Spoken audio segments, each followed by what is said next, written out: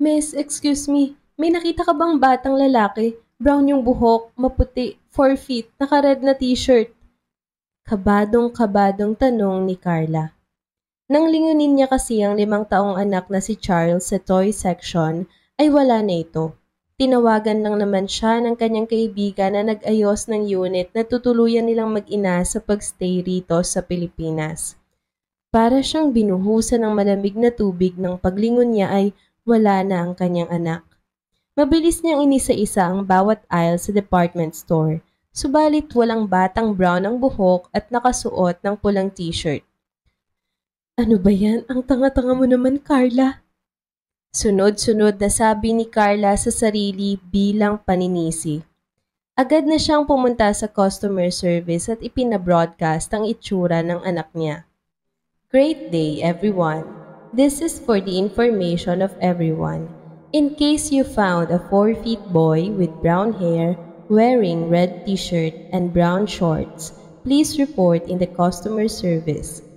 Again, if you happen to see a 4 feet boy with brown hair wearing a red t-shirt and brown shorts, kindly proceed to the customer service. Thank you. Anunsyo ng staff. Halos nanginginig na ang kamay ni Carla pero maya-maya lang ay lumapit ang security guard sa kinaroroonan nila. Ma'am, good morning po. Kayo po ba yung mother ng bata? Sabay pakita sa kanya ng isang picture. Ang anak niyang may hawak na ice cream cone at masayang kumakain. Ah, opo, ako nga. Ako, salamat sir. Masayang sabi ni Carla tila nabunutan ng tinik. Nasa 3rd floor po siya, ma'am. Tara po. Paanyaya kay Carla ng gwardya. Nang makarating sila sa 3rd floor, agad na niyakap ni Carla ang anak. Charles, anak! Buti na lang nakita kita ulit. I was worrying about you. I'm sorry, Mom. May nakilala akong guy. Ang bait niya, oh. Ibinili pa niya ako ng ice cream. Look! Pagmamalaki ni Charles sa kanyang ina. Next time, always be at Mommy's side, ha? Saka di pa sabi ko sa'yo, huwag kang sasama kapag hindi mo kilala. Tanong ni Carla sa anak bilang paalaala na rin. Yes, Mommy, pero feeling ko kasi mabait po yung guy. Pero, I'm sorry, Mommy. Okay lang, anak. Next time, wag na itong mauulit, ha? Kahit na 5 taon pa lang ang kanyang anak ay napapalaki niya itong maisip. Palibhasa ay matatanda rin ang mga kasama ni Charles sa bahay nila sa Singapore. Ang kanyang lolo at lola na mga tito at tita naman ni Carla. At si Carla ang kasama rin niya na sinisikap palakihing mabuti ang kanyang anak. Sakay na sila ng taxi papunta sa condominium na tutuluyan nila dito sa Pilipinas. Nakahiga sa ibabaw ng hita niya ang anak na natutulog. Tila napagod ito kalalakad sa mall. Hinahaplos-haplos ni Carla ang buhok ng anak niya sabay sabing, I really love you, anak. Walang makapaghihiwalay sa akin sa'yo. Not even your father. Saktong pagkasabi niya ng mga katagang yun ay napalingon siya sa bintana ng kotse habang nakahinto dahil sa traffic lights. Nakita niya si Michael, ang kanyang ex-boyfriend, 5 years ago. Naka-hard hat ito, naka-long sleeves na bright blue, at nakapantalon ng sedang itim. Napakagwapo at napaka-elegante pa rin. Mabilis na tumibok ang puso niya at napahigpit ng paghawak sa braso ng anak. Agad niyang inilagay ang buhok sa gilid ng mukha upang matakpan ang mukha niya. Ito na nga bang sinasabi ko? Bulong ni Carla sa sarili. Ipinanalangin niyang mag-signal na ng green ang traffic light para makausad na muli ang taxing sinasakyan nilang mag-ina. Maya-maya pa'y dininig ang hiling niya. Si Carla ay isang business consultant na na-assign sa branch ng kumpanya nila dito sa Pilipinas. Nang makababa sila sa taxi, buhat-buhat ni Carla ang anak habang paakyat sa 6th floor ng condominium tower, papunta sa unit na tutuluyan nila.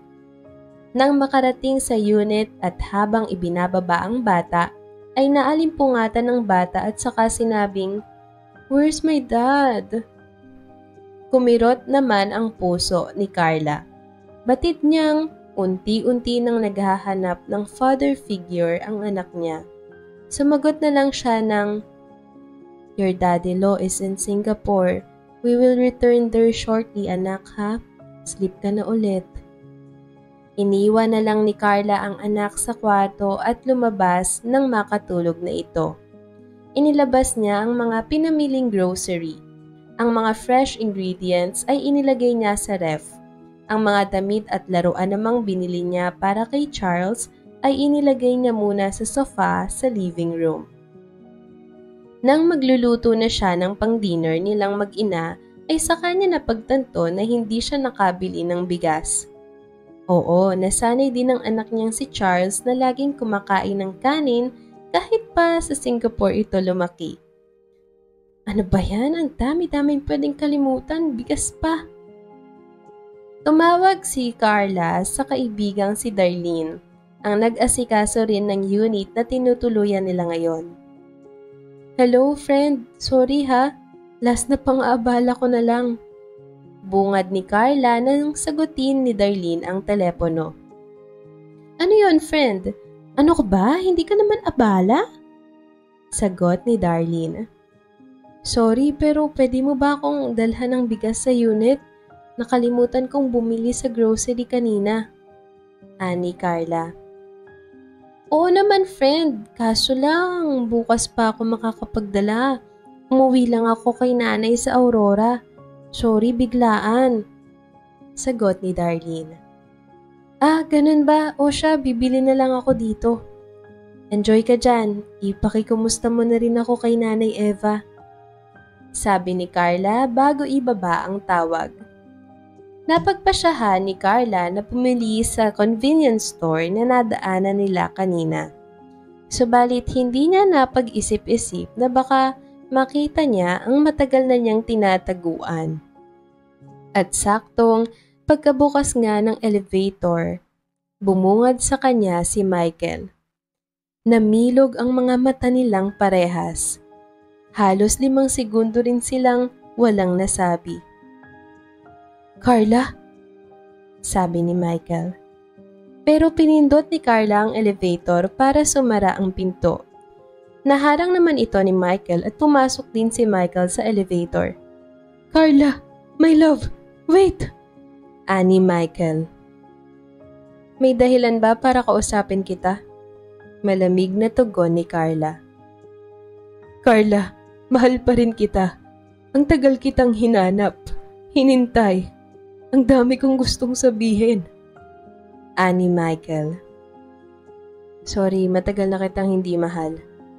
Pagtatapos ni Carla ng usapan, lumabas na siya sa elevator at bagsak ang 2 balikat ni Michael na hinayaan na lang siya. Pumunta si Carla sa convenience store na nasa kabilang kanto lang ng condominium. Medyo madilim na rin pero dahil sa ilaw ng mga establishmento sa paligid ay napanatag pa rin ang loob niya. Pagpasok niya sa loob ng tindahan ay agad siyang dumiretso sa aisle ng mga bigas. 1 kilo lang po, yung medyo malakit po sana. Mahinang sabi niya sa cashier habang hawak ang supot. Pagkabigay sa kanya ng sukli ay lumabas na rin siya ng store pero pagliko niya sa kanto pauwi ay may boses siyang narinig mula sa likod. "Carla." Boses na sobrang pamilyar, boses na minsan nang pinangarap niyang marinig tuwing gabi habang umiiyak siya. Pero sa pagkakataong ito, hindi na siya natigilan, hindi na siya lumingon. Akala niya hindi na siya susundan ni Michael, ngunit nagkamali siya. Binilisan na lang niya ang hakbang, mahigpit ang hawak sa supot ng bigas. "Carla, sandali lang!" Humabol na si Michael. Nakita niyang nahulog ang susi at 2 lollipop na dala ni Carla habang tumatakbo. Dinampot niya ito. "Carla, your keys!" Lumingon si Carla para hablutin ang susi kay Michael. Si Michael naman ay hinawakan ng mahigpit ang mga kamay niya. "Ano ba, Michael? Kapag hindi mo ako binitawan, sisigaw ako na minumolestya mo ako." Pananakot ni Carla. Agad na binitawan ni Michael ang kamay ni Carla. Please, Carla. Hindi ako titigil hanggat hindi mo nalalaman ang totoo. Hindi kita niloko. Finrame up lang ako. Please, maniwala ka. Ang tagal kitang hinintay. Ano ba, Michael? Okay na nga, diba? Naka-move on na ako. Wala na sa akin yun. I am having a happy life now. So please, move on as well. Sabi ni Carla. No, I can see in your eyes na mahal mo pa rin ako. Ani Michael. Pues, dyan ka nagkakamali. Sabay talikod ni Carla at agad na mabilis na lumakad papasok sa condominium tower. Pagpasok ni Carla sa unit ay diretsyong tinungo ang kwarto. Tiningnan niya si Charles na tutulog pa rin ito. Mahimbing, yakap-yakap ang paborito niyang dinosaur plushie. Mabilis siyang lumabas ng silid at kinuha ang phone. Tinawagan niya agad si Darlene. Hello, friend? Mahinang bungad ni Carla, pilit pinapakalma ang sarili. Oy, friend, okay ka lang? Bakit parang kabado ka? Tanong ni Darlene. Friend, I'm sorry again ha, pero okay lang ba kung sa ibang kondo kami? May mahahanap ka pa ba? Tanong ni Carla. Ha? Bakit? Hindi ka ba nagandahan? Hindi ba comfortable si Charles? Anong nangyari? Sagot ni Darlene. No, friend, this is really nice actually. Kaso lang, andito si Michael.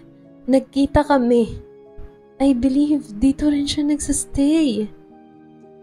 Sagot ni Carla na sandali namang ikinatahimik ni Darlene.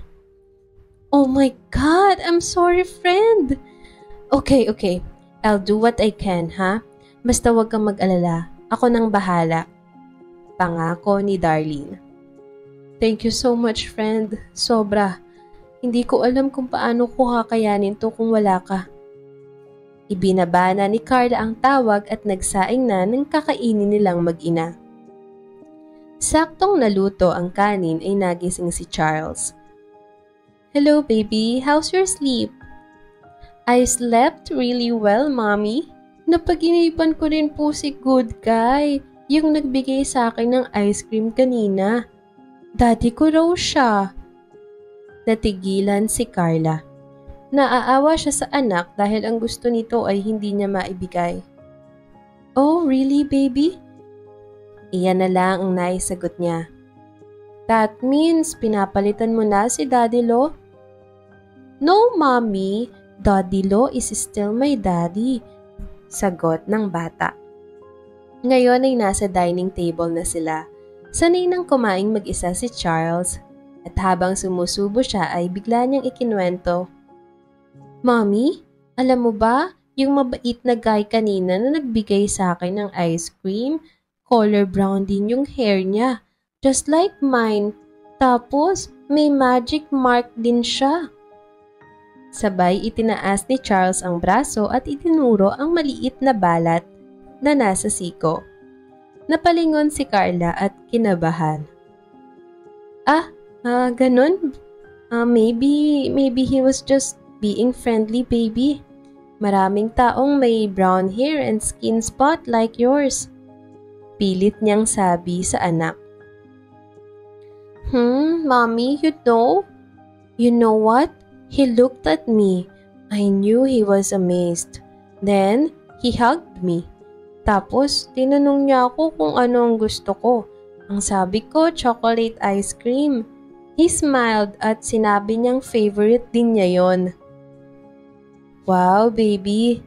That man is just so being nice. Ang sabi na lang ni Carla. Itinatago ang kaba. Kinabukasan ay araw ng Sabado. Gustong-gusto ni Charles na mag-swimming. Pero may isang dahilan kung bakit hindi siya pinayagan ng ina. Mommy, can we go swimming today, please? Tanong ni Charles habang nakapajama pa. Bit-bit ang salbabida niya. Anak, hindi pwede ngayon. May movie tayo, di ba? Yung Finding Nemo? na ipinangako ko sa'yo. Saka gagawin natin yung popcorn na may cheese powder Pang-iibmita ni Carla sa anak. Okay po, pero tomorrow ha? I want to swim. Sagot ng bata na may lungkot sa tinig. Kinabukasan, muling nakiusap ang bata. Mami, swim naman po tayo sa pool. Nandyan lang naman po Sabay turo ni Charles sa bintana. Pero mabilis siyang binuhat ni Carla. You know what, anak? Bathtub na lang tayo, ha?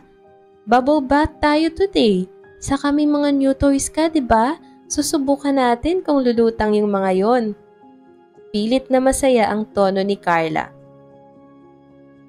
Nang mga sumunod na araw ay tumawag ulit si Darlene. Carla, friend, I tried. I swear. Pero yung available sa kabilang condo, papaalis pa lang yung nagre-rent next month. Sabi ni Darlene sa kabilang linya habang pinapaikot ang ballpen sa mga daliri. Wala pa akong nakikitang matino and yung isa ang layo-layo. Napabuntong hinanga na lang si Carla. Wala na ba talagang ibang option, friend? Tanong ni Carla kay Darlene. I'm sorry, friend. Pero ganito na lang, habang wala pa tayong makitang matinong unit, dito mo muna iwan si Charles sa akin pag may pasok ka para hindi makikita ni Michael. Alok ni Darlene. Sure ka, friend? Tanong naman ni Carla. Oo naman. Libangan ko pa nga yan. Diba sabi ko sa'yo nagvo-volunteer ako sa daycare ng family namin? I love being with kids. At saka si Charles naman, super bait. Mas madali pang alagaan kaysa sa mga pamangkin ko. Natawa si Carla sa sinabi ng kaibigan. Okay, sige, payag na ako. Salamat talaga, Darlene, ha? Hindi ko alam kung anong gagawin ko kung wala ka talaga. Walang anuman. Gusto ko nga yung pakiramdam na titang ina, yung parang mommy for a day pero pwedeng isoli pagkatapos pag napagod na. Lunes na at first day ng work ni Carla sa Taguig branch. Maaga pa lang ay gising na si Carla. Tahimik siyang naghanda ng baon ni Charles at siniguradong ready na ang gamit nito para sa araw. Pagkalabas niya ng kwarto, nadatnan niya si Darlene sa sala. Nakaupo habang nagbabasa ng children's book. Tumayo agad si Darlene nang makita si Carla. Good morning, friend! Wow, very madam ha? Bati ni Darlene na may kindat. Good morning, super mommy Darlene. Balik ni Carla habang inaayos ang collar ni Charles. Charles, behave kay Mommy Darlene ha? Paalala ni Carla sa anak. Opo, Mami. Ingat po sa work. I love you po. Sabay halik ni Charles sa pisngi ni Carla at isa pa kay Darlene. I love you as well, Mommy Darlene. Napangiti si Carla. Kinindatan si Darlene. Paglabas niya sa unit, napatingin siya sa hallway. Walang Michael. Buti naman. Tahimik ang elevator. Maging ang lobby. Wala ni aninong pamilyar na nagpapaalala ng masakit na kahapon.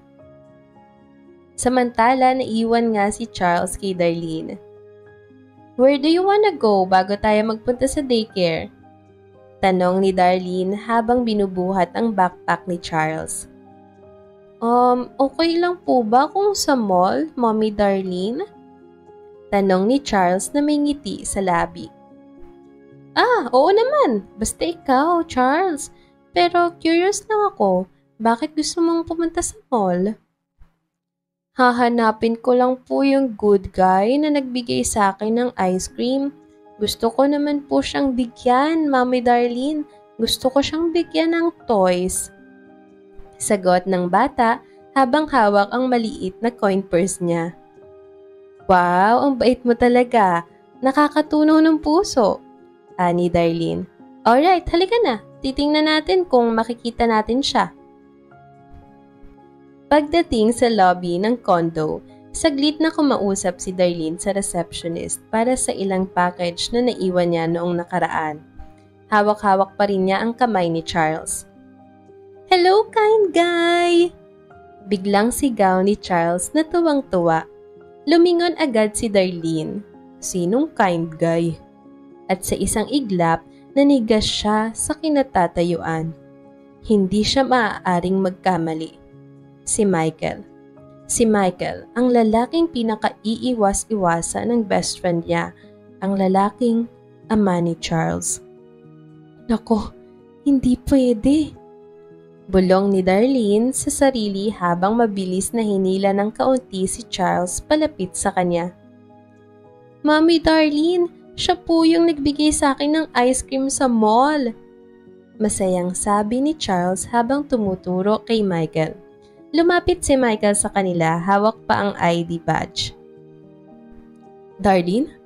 Tanong ni Michael, may halong pagtataka at gulat sa tinig. Hi Michael, ikaw pala. Kamusta ka na?" Naiilang nasabi ni Darlene, pilit ang ngiti at halatang naguguluhan kung paano ihahandle ang sitwasyon na ito. "Hello, cute little kid. How's your day?" Tanong ni Michael kay Charles, nakangiti pero may halatang tensyon sa mata. "My day is great dahil nakita ko po kayo ulit, kind guy." Sagot ng bata. "Wow, nakaka-touch ka naman." Ngumiti si Michael pero sa loob-loob niya ay may mabigat na damdaming gumugulo sa kanya. Let's go anak." Sabat ni Darlene habang hinahatak si Charles palayo. Halatang gusto na niyang matapos ang usapan, ngunit hinarang sila ni Michael. Darlene, I didn't know may anak ka na pala." Nagtatakang tinanaw muli ang bata.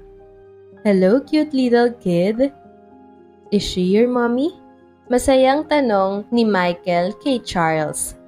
Halos hindi makahinga si Darlene. Kinabahan siya dahil baka mabuking sila. Lagot ako kay Carla. Friendship over talaga to. "Oh yes, she's my mommy Darlene po." Sabay yakap ni Charles naman sa kanya. Napahinga ng maluwag si Darlene. "Aw, you're such a sweet boy, anak." Sabi niya habang pilit pinalalabas ang katawa-tawang mommy role niya. "Come on now, may pupuntahan pa tayo, right?" Samantala, nanatiling nakatayo si Michael. Hindi makapagsalita. Tinitigan niyang mabuti ang bata. Pareho ng buhok, pareho ng balat sa braso, parehong ngiti, pati tindig. Michael was left standing there, confused, hurt, and suddenly full of doubt. Baka nga nangangarap lang ako. Bulong na lang niya sa sarili habang pinagmamasdan ng papalayong mag-ina. Bumalik sa kanya ang panahong naghiwalay sila ni Carla. Mabilis ang bawat kilos ni Carla habang inilalagay ang mga damit sa kanyang maleta. Halos hindi na siya makahinga sa sama ng loob. Kanina lamang sa di inaasahang pagkakataon ay may nagpadala sa kanya ng mga larawan. Si Michael, lasing, walang saplot na pang-itaas, at katabi sa kama ang isang babaeng hindi naman niya kilala. Hindi niya kailangan ng paliwanag. Hindi niya kayang maghintay ng kahit anong paliwanag. Tama na. Bulong ni Carla sa sarili. Hindi ko na to titiisin. At sa loob lamang ng ilang oras, tuluyan na siyang umalis. Hindi nagpaalam, hindi nagtanong, basta na lang naglaho. Nang makauwi si Michael kinagabihan, agad niyang napansin ang katahimikan ng unit. Wala si Carla, wala ang mga gamit nito. Mabilis siyang luminga-linga, umaasang baka nasa banyo lang, pero wala. Hanggang sa mapansin niya sa lamesa ang mga larawan na siya rin mismong tinanggap ni Carla kanina. Buisit. Bulong ni Michael sa sarili. Hindi totoo to. Walang nangyari sa amin ng babaeng yon. Hinanap ni Michael si Carla, pero wala siyang ideya kung saan ito pupunta. Nawala ang babaeng pinakamamahal niya. dahil sa isang pagkakamali, isang frame-up na hindi niya naagapan. Sa Singapore, nagtungo si Carla. Doon siya kinupkop ng kanyang tito at tita, mga may-ari ng isang IT company. Hindi lang siya tinulungan kundi inalagaan siya na parang sarili nilang anak. Tinanggap siya sa kanilang kumpanya. Doon siya nagsimulang bumangon, nagsimulang muli. Mabilis ang kanyang pag-angat at naging isa siya sa mga pinakabatang managers. Carla, matagal na naming gustong magkaapo. Pangako namin na aalagaan din namin siya. Ang sabi ng kanyang nanay Karing kay Carla. Palalakihin natin siyang mabuting bata. Dugtong pa ni Tatay Ramon niya. At binuhusan nga nila ng pagmamahal si Charles. Ang dating sugatang si Carla ay unti-unti na ring gumaling. What's the problem, Nay, Tay? Usisa ni Carla sa kanyang mga tiyuhin at tiyahin isang araw nung makita niyang malungkot ang mga ito. May problema tayo sa branch natin sa Pilipinas, anak. Kung sino pa ang manager doon, siya pa ang nanguna para palakihin ang problema. Sagot ni Nanay Karing. Sabihin mo na, Karing. Bulong ni Ramon sa asawa ngunit sapat ang lakas para marinig iyon ni Carla. Ang alin ho, Nay, Tay? Usisa ni Carla nang marinig ang bulong ni Ramon. Ikaw sana ang nais naming ipadala roon, anak. Sagot ni Karing. Saglit na natigilan si Carla pero bilang pagtanaw ng utang na loob, pumayag siya na lang ang mag-aayos ng problemang nangyayari sa branch ng kumpanya sa Pilipinas. Ngunit alam niyang may posibilidad na magkita silang muli ni Michael at mas mahirap baka magtagpo ang landas ng anak niya at ng ama nitong hindi niya kailanman binabanggit. Sa kasalukuyan, tumunog ang cellphone ni Carla. Friend, ani Darlene. Nagkita si Michael at saka si Charles. Nagkakilala na raw sila sa mall. Oo, kinwento na ni Charles pero hindi pa rin niya alam na anak ko si Charles. Sagot ni Carla. Yes, and speaking of that, friend, tinanong pa siya kanina ni Michael kung ako raw ba ang mommy niya. Dagdag ni Darlene. Anong sabi ni Charles? Tanong agad ni Carla. Buti na lang at mommy ang tawag niya sa akin. Sinabi niyang mommy Darlene niya ako. Nakahinga ng maluwag si Carla. Salamat friend, ikaw na munang bahala kay Charles as much as possible. Huwag na sana silang magkita pa ni Michael ha. Thank you. No worries friend. Sagot ni Darlene sabay baba ng telepono. Sa lobby ng building na tinutuluyan ni Carla, naroon si Michael. Halatang may hinihintay. Pagpasok ni Carla sa lobby, agad siyang sinalubong ng boses ni Michael. Ano ba Michael? Wala ka bang ibang mapagkaabalahan kundi ang abangan ako? Mariing tanong ni Carla. Anak ko ba si Charles? Diretsyong tanong ni Michael. Napairap si Carla. Bakit? Nabuntis mo ba si Darlene? Pati ba naman si Darlene? Ginawa mong babae? Hindi kay Darlene, kundi sa'yo. Huwag kang feeling, Michael. Oo, may nangyari sa atin pero hindi yun nagbunga. At buti na nga lang din. Ayokong magkaanak sa isang manloloko. Mariing sagot ni Carla. Hindi kita niloko, Carla. Pinrame lang ako. Walang nangyari sa amin ng babaeng nasa picture. Please, maniwala ka sa akin. Paliwanag ni Michael na halos nagmamakaawa. Ilang beses ko bang dapat sabihin na wala na akong pakialam? Naka-move on na ako. Hindi na kita guguluhin, Carla. Malaman ko lang ang totoo. Itatanong ko ulit. Anak ba natin si Charles? Tahimik si Carla at bumuntong hininga. Tumulo ang isang luha mula sa kanang mata niya at saka siya sumagot. Hindi. At bago pa makapagsalita si Michael, tumakbo na siya papuntang elevator. Sakto namang bumukas iyon Mabilis siyang sumakay, sabay tawag kay Darlene. "Huwag mo munang iuwi si Charles," utos ni Carla sa kaibigan. Sa loob ng elevator na lang niya pinakawalan ang mga luhang una-unahan sa pagpatak sa kanyang pisngi. Nagpakawala rin siya ng mga hikbing, siya lang ang makaririnig. Tinawagan ni Carla ang nanay Karing at tatay Ramon niya para mag-report ng mga nangyari sa opisina. "Anak, kumusta dyan?" Bungad ng kanyang nanay. "Okay naman, Nay Karing at Tatay Ramon. Sa ngayon, tiningnan ko muna kung sino-sino ang sangkot sa gulo para ma-terminate na sila." Dire-diretsyong sabi ni Carla. "Hindi anak, ang kumpanya ang itinatanong ko. Kayo ni Charles. Saka nagkita na ba sila ni Michael?" Medyo naaalang ang tanong ni Tatay Ramon.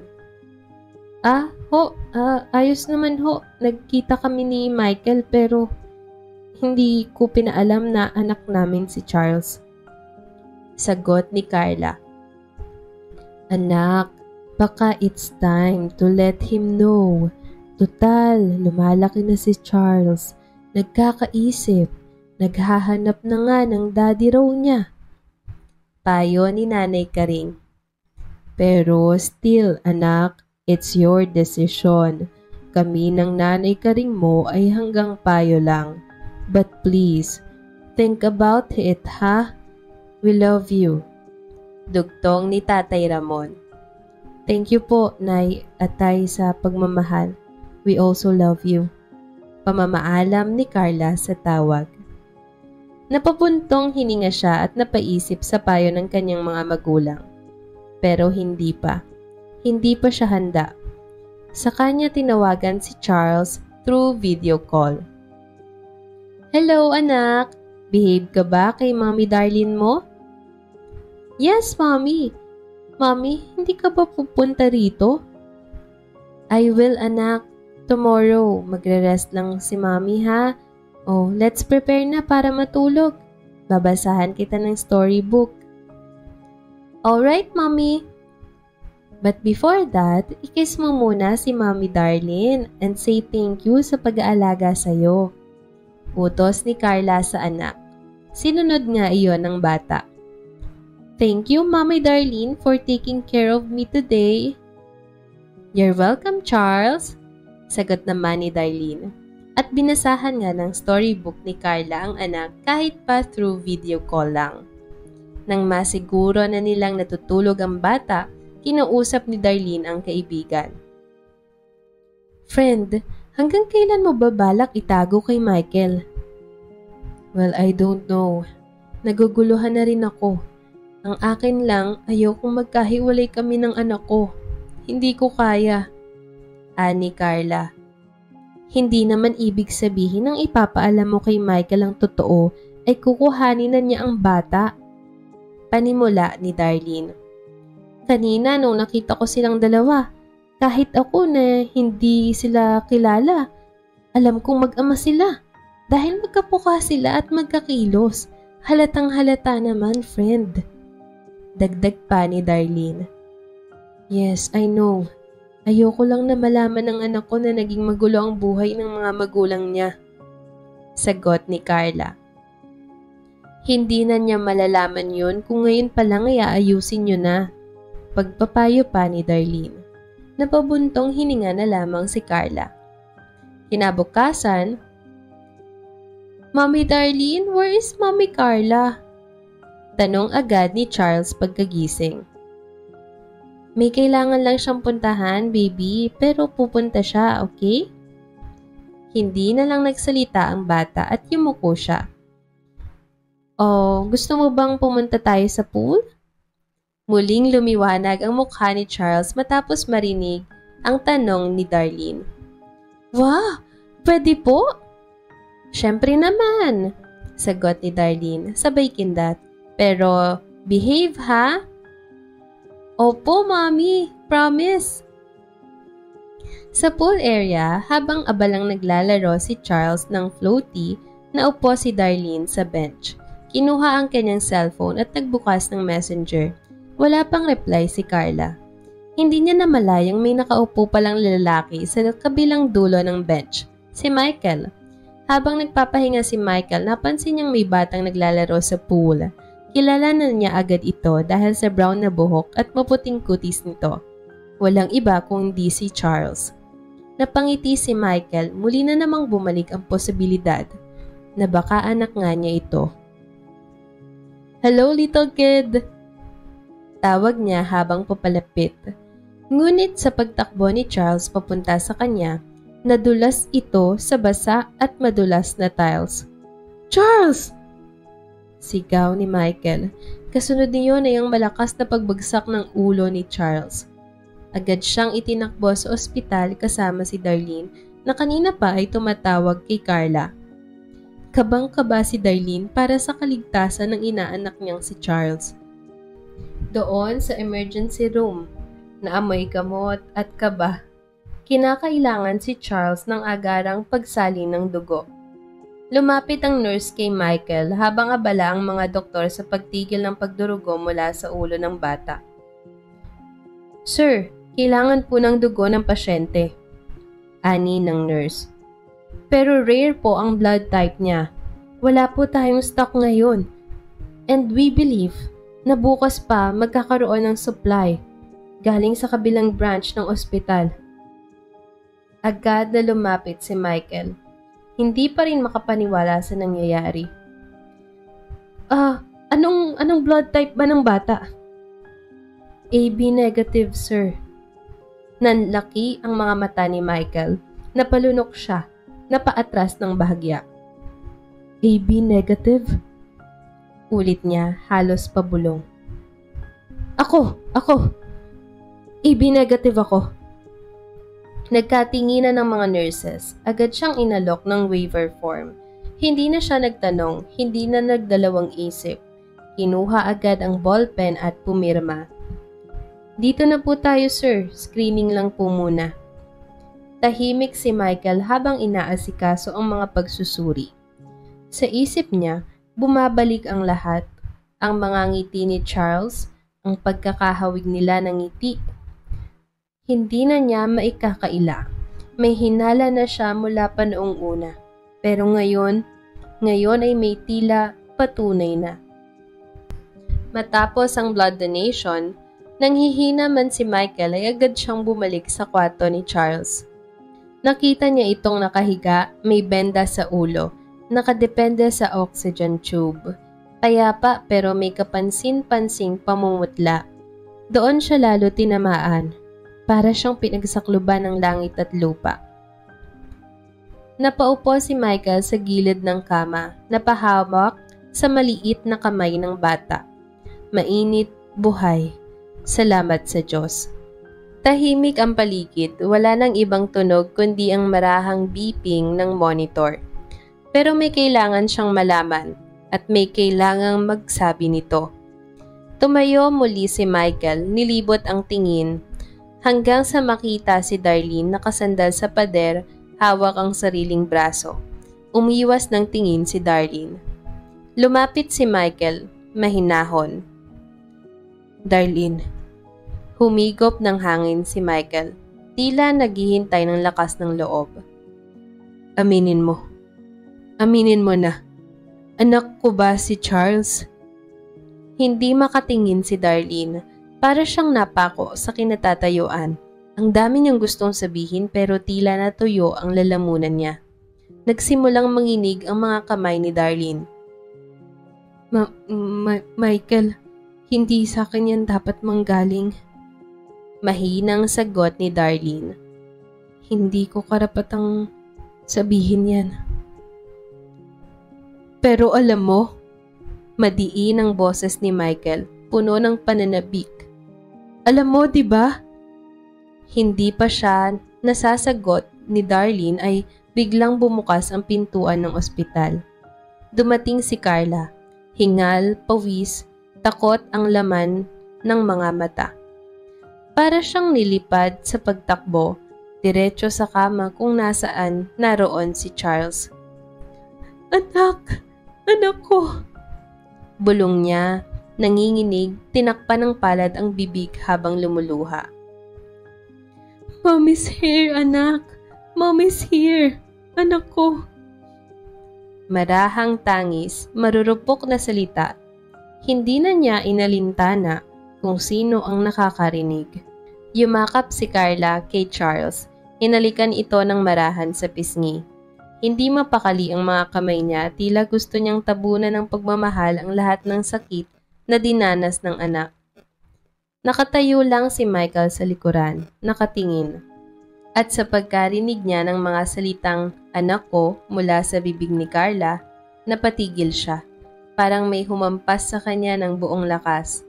Hindi niya alam kung iiyak ba siya, kung matutuwa ba siya na may anak nga pala sila ni Carla, o kung magagalit siya dahil itinago sa kanya ang lahat ng ito sa loob ng 5 taon. Tumalikod na lamang si Michael at pumikit. Anak ko si Charles. Bulong niya sa sarili. Napagtanto na ang lahat. Lumabas na lamang si Michael ng kwarto ng ospital. Mabilis na nag-stabilize ang kalagayan ni Charles. 3 araw lang ang lumipas at pinayagan na rin siyang makauwi. Sa buong panahong iyon, halos hindi umalis si Michael sa tabi niya. Mula sa pag-aabot ng tubig hanggang sa paglalakad sa hallway ng ospital habang hawak ang maliit na kamay ng bata. Ngayon, nasa loob na sila ng sasakyan. Si Michael ang nagmamaneho, habang nakaupo si Carla sa tabi ng passenger seat. Si Charles naman naka-booster sa likod, tahimik pero panay ang sulyap sa labas ng bintana. Next time, be careful na Charles ha? Ani Michael, habang pasimpleng sinulyapan ng bata sa rearview mirror. Ngumiti si Charles at tumango. Yes po, kind guy. Thank you po sa pagdala sa akin sa hospital ha? Napangiti si Michael, bagaman may konting kirot sa dibdib. Hindi pa alam ng anak niya ang totoo, pero sapat na sa ngayon na andito siya. Kasama, malapit, may pagkakataon pang bumawi si Michael sa kanya. No worries, sagot ni Michael, pilit na pinatatag ang boses. Gusto mo lagi tayong lumibot? Nanlaki ang mga mata ni Charles. Yay! Sige po! Kasi si Mommy, lagi po siyang busy sa work eh. Napatingin si Carla sa salamin, napakagat-labi.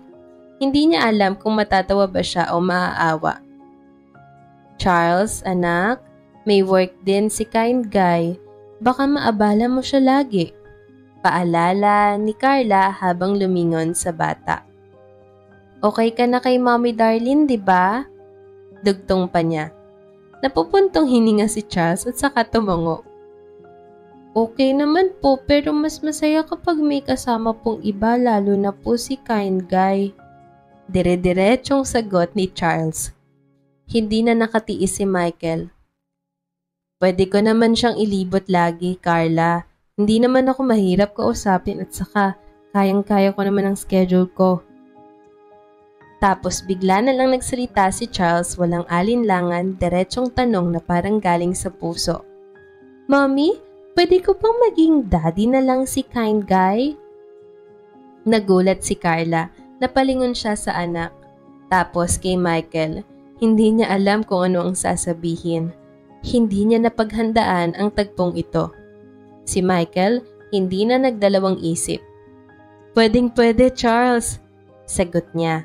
Call me Daddy Michael, ha? Sabay bitaw ng isang napakalapad na ngiti. Hindi plastic, hindi pilit. Buong pusong pagngiti. Yay! Sigaw ni Charles, sabay talon-talon sa kanyang upuan. May mommy ako at may daddy ako. Yay! Para siyang nabigyan ng higit pa sa isang napakasarap na candy na matagal niyang pinangarap. Sa mata ni Charles, buo ang mundo niya sa pagkakataong iyon. At sa mata ni na Carla at Michael, isang panibagong simula ang unti-unting nahahabi. Tahimik, dahan-dahan pero totoo. Pagdating sa condo unit, bumaba si Michael at binuhat ang mga gamit. Nakatingin lang si Charles sa kanya. Bitbit pa rin niya ang dinosaur plushie na hindi niya binitawan mula sa ospital. Daddy Michael, sleep ka rin po dito, 'di ba? Please? Napatingin si Carla, napailing ng bahagya pero walang salitang lumabas. Si Michael ngumiti lang. Bukas ulit, Charles, promise. Nag-i-sleep na ako. Pero ikaw ngayon, ha? Sleep well, para gumaling ka ng mabilis at makapaglibot tayo. Agad na tumango si Charles at sumunod sa kanyang Daddy Michael. Sa loob ng unit, tahimik na nag-ayos si Carla ng mga gamit ni Charles.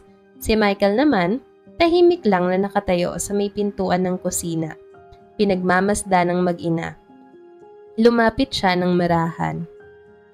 Carla, salamat. Bulong ni Michael. Salamat sa pagkakataon na makasama ko kayo ngayon. Napatingin si Carla, may bakas ng pagod at emosyon sa mukha niya. Dapat naman talaga, matagal ka nang may karapatang makilala siya. Sagot ni Carla. Pasensya ka na. Dagdag pa niya, halos hindi mapigilan ng luha. Sorry Michael. Sa lahat ng taon na hindi ko sinabi. Sa lahat ng pagkakataong itinago ko siya sa iyo. Hindi mo na kailangang humingi ng tawad. Mahinang sagot ni Michael. Pero Carla, pwede ba akong bumawi? Hindi lang kay Charles kundi pati sa iyo. Tahimik si Carla, tumingin sa malayo. Parang may binabasa sa kawalan. Kay Charles ka na lang bumawi. Okay na ako, Michael. Nagbuntong hininga si Michael. Pero hindi pa siya tapos. May iba ka na bang mahal? Sandaling katahimikan, tumingin si Carla sa kanya diretso sa mga mata. Si Charles lang ang mahal ko. Napangiti si Michael at mas lalo siyang nagkaroon ng pag-asa. Kung gayon, ani Michael, hayaan mong gawin ko ang lahat para maibalik ang pagmamahal mo sa akin. Kinabukasan ay araw ng Sabado. Maaga silang gumising. Kasama si Charles, dumiretso sila sa mall. Sa unang pagkakataon, magkakasama silang tatlo. Para bang isang buong pamilya. O ayan, Charles. Sabi ni Michael habang nakatayo sa harap ng toy store. Pumili ka ng kahit anong gusto mo. Talaga po? Kahit alin po? Oo, pero limit lang sa 10 ha. Natatawang sagot naman ni Carla. Nagkatawanan sila habang pumipili ng laruan si Charles. Napansin ni Carla si Michael na pinagmamasdan lang ang anak nila. Puno ng tuwa sa mga mata. Hindi man siya nagsasalita, sumisigaw naman ang puso niya ng pagmamahal. Sa bawat araw, walang palya si Michael. Hindi na lang basta sundo at hatid. Kundi may plano siya, may oras, may effort. Sabado ng umaga, pumunta sila sa isang interactive kids museum. May section doon kung saan pwedeng magpinta ng sariling canvas ang mga bata. Naglagay ng smock si Charles, kinuha ang brush at sinimulang kulayan ng isang malaking puso sa gitna ng papel. Mommy, para sa iyo po ito. Nakangiting sabi ni Charles habang lumilingon sa kanila. Nagdrawing muli ng isa pang puso si Charles at ipinakita naman ito sa daddy niya. And daddy, this is for you po. Syempre, I won't forget you. Napangiti si Michael at sinabing, Thank you anak. I love you too. Bumalik sa pagdodrawing si Charles. Samantala, habang abala si Charles sa pagpipinta, dumukot si Michael ng maliit na pouch mula sa bag niya. Ano yan? Tanong ni Carla. Ito, favorite mo. Sabi ni Michael habang iniaabot ang isang pouch. Nang buksan ito ni Carla ay puno iyon ng mga chocolates. Ang paborito niya noong sila ay college pa. Napangiti si Carla. Sa loob-loob niya, naaalala pa ito ng lalaki.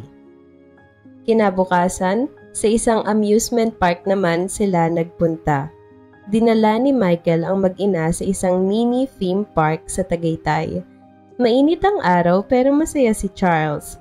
Parang walang pagod sa pagsakay sa train ride, sa mini Ferris wheel at sa bumper cars kung saan panay ang sigaw niya. "Mommy, Daddy, doon naman po tayo sumakay sa carousel." Aya ni Charles sa mga magulang niya. Nilingon ni Carla si Michael. "Ikaw na lang.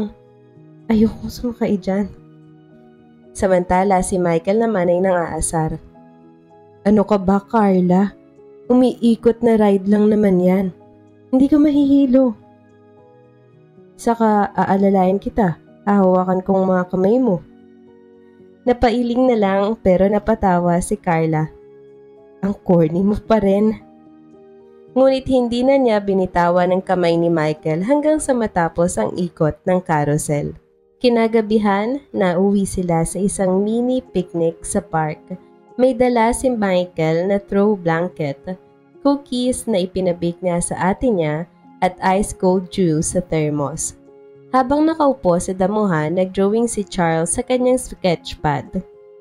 "Look, Mommy and Daddy," sabi niya habang itinuturo ang drawing. May batang lalaki sa gitna, may babae at lalaki naman sa magkabilang gilid. "Sino yan, anak?" tanong ni Michael kahit pahalata naman na niya kung sino-sino ang mga iyon. This is Mommy Carla and this is you po. And that boy at the center is me. We are happy family." Sagot ng bata. Tahimik si Carla, nakatingin sa drawing.